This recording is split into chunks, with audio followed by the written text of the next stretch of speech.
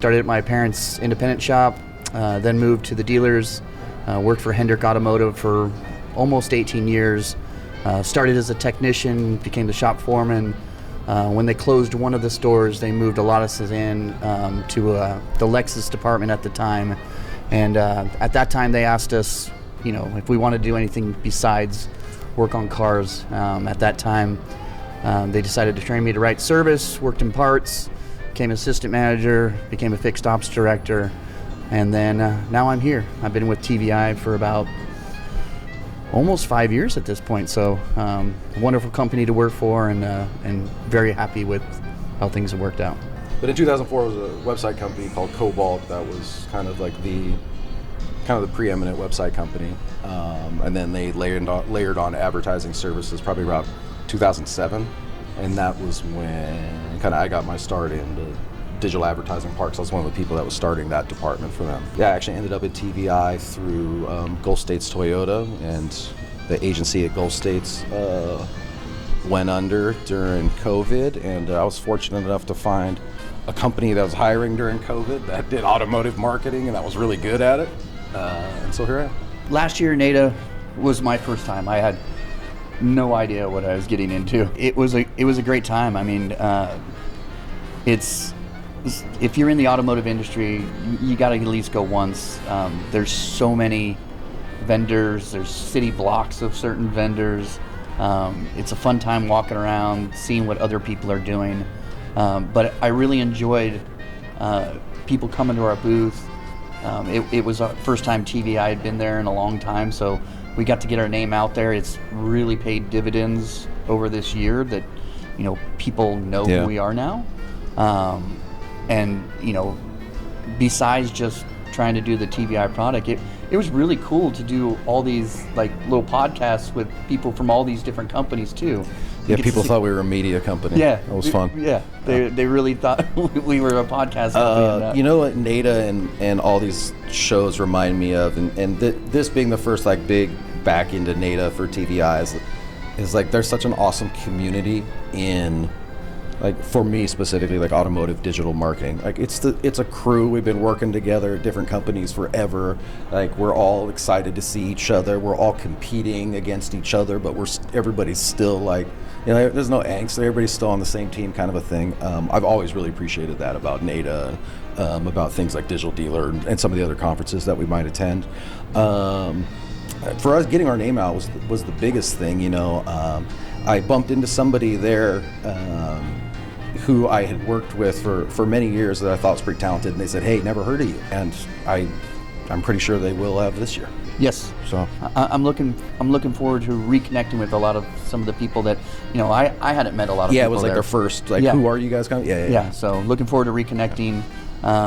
Looking forward to. I mean, it's kind of a team building thing too. Yeah, it is. So much so. Going with our team, everybody together. Working out, getting some of the new people, getting some of the new team going. Making bad food decisions. So should be a good time though. I think the biggest difference is, for 15 years, I've ran advertising campaigns for customers and that provided data, and I've made all these impacts, but at the end of my conversations with those stores, it's always had to end with a question of, how did you do this month? Because, as advertisers, we really didn't have any insight. You're not getting into DMS, and you're not seeing sales numbers, or you're just providing these ads for the customer, providing reporting. Hey, we showed you all these great clicks. Hey, here's all these shiny impressions. Aren't they nice? How'd you do? And that, while it works, it really doesn't give you any insight. And one of the things that has really connected me with TVI and the program that we created is the ability to actually say, hey, you gave me $2,000 for paid search. Here's how we executed it. Here's 50 closed ROs and $75,000 from that $2,000.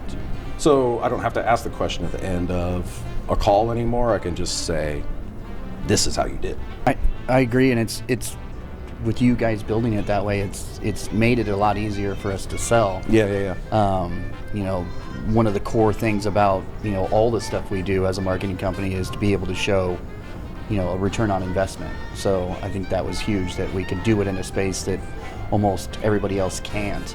I think it's weird. I laugh about it, about how if you think about how many years, really think about it, a service director could have been doing digital advertising for 15, 17, 18 years and have completely no idea like how it's done for a store. Like I have no idea this has turned into any money for me at all. Like I have a guy that calls me and tells me I get lots of leads and they do shiny stuff, but is there any dollars to it? So it's been fun. I'm really passionate about this stuff just from working it for so long. You get really excited about cars and marketing and the whole thing. So to actually be able to say like, hey man, I made you $125,000 this month. Let's go. Yeah. It's fun. So. I think the other common problem, I see in stores is, you go into a store and you're like, hey, do you have a digital program right now? And a lot of times in the service departments, they say yes, but service departments always ignored. They don't really. It's a big budget that's for the variable side that they're spending $30,000 and they put like $500 towards service, and they have like 3 keywords. I think the challenge is that what happens is that you get the front end campaign and say it's $10,000, and then you throw 500 or 1,000 at search or at service, which is fine, but like none of the ads are designed for service. Like us, we're a service marketing company. Everything we do is going to be specific to oil change, brakes. When you sign up with, I don't necessarily mean like big box vendor, but anybody who's designing a front end campaign and then is going to throw money to service, what happens is you still get a front end search ad. So I'm searching Subaru oil change, but the ad is still for new vehicles. So it's completely not related to what the customer is searching. And that's why it's so, when we talk to customers and do research, and we'll go into their neighborhood and search and get front end ads on oil change searches, it just doesn't match what the customer's looking for. Your Google scoring isn't as high. These ads could be doing a lot better. I mean, there's a bunch of factors that kind of thrown it off, but it's always been, I did front end for 15, 16 years, and there was no consideration on service. And people who've been doing search on, new and used cars know that they completely ignore service. It's kind of the way it is. I think that's a huge point, like I said, with the ROI and being able to show that, we're putting out, instead of 3 keywords, more like, what would you say, 800, 1,000 at some stores? Yeah, it's going to vary depending on store, depending on what they want to target. And Google's actually changing a lot right now, and it is encouraging advertisers to use a lot less keywords. And they're kind of pushing us like, hey, don't go over 25. And, before it's like, okay, I've got 800 variations. So I think there's a little bit of a education gap that we're going to have to do, like with dealerships or just customers in general that think the more keywords the better. That might not be the case anymore. Okay. Right? Google's telling us that's not the case and constantly pushing us towards broader strategies. So every solution has to be specific to the store or it's not going to work. So there is no easy button for keywords that's going to auto-populate it, that's going to work for Kansas City Toyota store, that's going to work for a Miami Subaru store. It just doesn't work that way.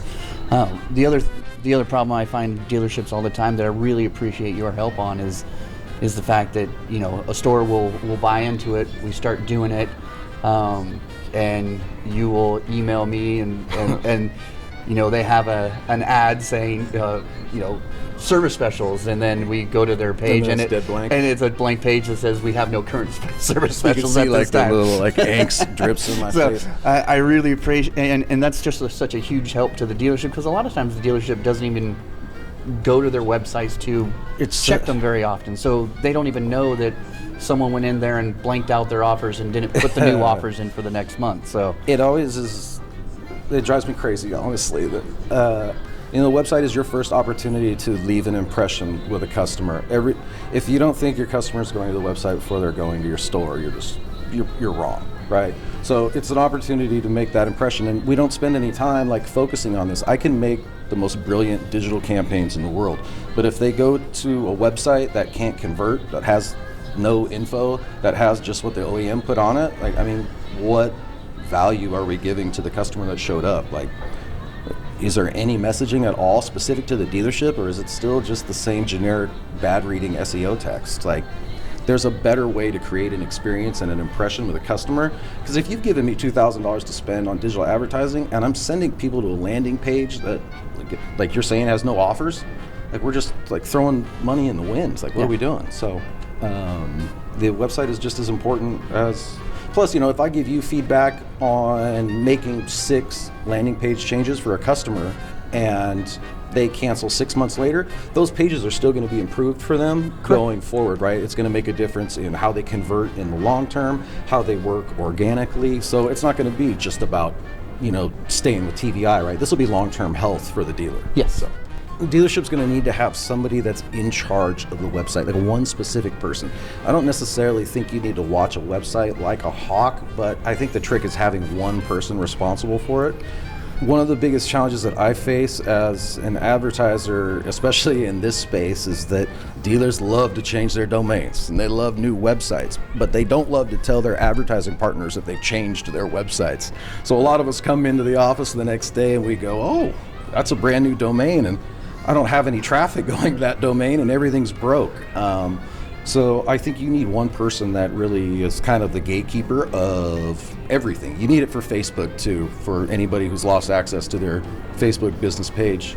It's a nightmare. So there needs to be one kind of keeper of everything, so to speak. I don't know who that person is, but the more cooks you get in the kitchen when it comes to websites, the more less is better is my theory. I think there's a certain client base that benefits from each different thing. We can get people that have never been to the store with digital because a lot of people just search online for stuff now. But if you're also sending that person a mail piece and then they get your mail piece, they see your name, then they go, home, they open up their laptop or their desktop and they get on and they search something about it and then they see more of it, or they get that mail piece and then you're throwing a display ad out there and they log on to their fantasy sports team and all of a sudden you're up there again. So I think it all works well, and I think there's good use for all of it together and not one by itself. I think they support each other. So there's significant data on my end where our mail campaigns will perform better with a display campaign backing them up. It's just natural that if a customer has seen your ad 20 times this month and then they receive that mailer, they're going to have ad recall of, hey, I've seen this ad 20 times, and they're going to have a higher likelihood of engaging with the mailer. I think it's just a more holistic strategy that we have to tell stories to convert these people, right? And so we can't advertise in tunnels and expect I can put all my money in Google and someone's going to land in Google and all I need is those paid search leads, right? Like, we've got to go out and get in front of people. We've got to somehow try to tell a story in as quick a short a time as possible to grab their attention and to get them to convert. So you are really, I always call it advertising in a tunnel. It's just kind of, you're just waiting for the person to come to you instead of going out to get them, so to speak. So you got a lot more chances of retaining business and going out and getting new business if you're actually going out and getting it and not waiting for it. You see someone goes online, they search for something, we serve them an ad, they click on it, obviously they were interested. They get busy in life. They maybe don't complete the appointment at that time. We send to our website, here's a lead. And then you go, follow up on that lead with either an email or a phone call, and that'll remind that person to get them back in, because life's hectic and people forget what they were searching for sometimes. Well, one of the cool things for our customers and kind of the way our program is set up is that for people who have those moments, say, I called the dealership, I didn't have time, click, I hung up. Well, we're providing that information to them, right? So when that doesn't show up as an RO, they can now say, all right, this person called on the 5th. It's the 29th, I don't have a closed RO. I've got their phone number, their name. I'm going to do a courtesy call and see if there's anything that the dealership can help them with.